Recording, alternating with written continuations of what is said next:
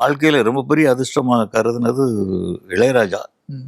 நம்ம யுகபாரதி நேர்காணல்ல கூட நீங்க வந்து சொல்லியிருந்தீங்க இந்த விஷயத்த. ஆமா. கரெக்ட்டா. இளையராஜா வந்து சாமியா இருந்தப்ப இப்பவும் சாமி தான். அவர் அவ்வளவு ஆகாசத்துல இருந்தப்போ எனக்கு அவர் கிடைப்பாரா? ம். நான் ரொம்ப பெரிய அதிர்ஷ்டசாலிங்க நானு. முதல்ல எனக்கு இப்படி ஒரு 4 குழந்தைங்க பொறந்ததே பெரிய அதிர்ஷ்டம். ஓகே. 2வது நான் ஒரு கதைய வச்சுக்கிட்டு, நீ நல்லா யோசிச்சு பாருங்க. என் ராசாவின் மனசுலேங்கிற ஒரு கதை, மிடில் ஏஜ்டு கதை. ம். ஒரு இளைஞர்கள் பார்க்குற கதை இல்ல அது. கண்டிப்பா. அத வச்சுக்கிட்டு, இளையராஜா தான் மியூசிக்கா கிடைக்கணும் கடவுளே!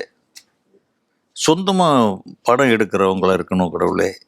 அவனே ரிலீஸ் பண்றதுக்கு கெப்பாசிட்டி உள்ளவனா இருக்கணும் கடவுளேன்னு நெனச்சுக்கிட்டு, புதுமுகங்களா இருக்கணும். ஓகே.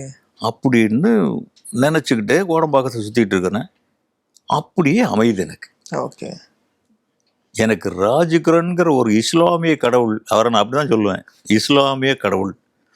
அவர் கிடைக்கலன்னா இளையராஜாவ நான் தொட்டு கூட பார்த்துருக்க முடியாது.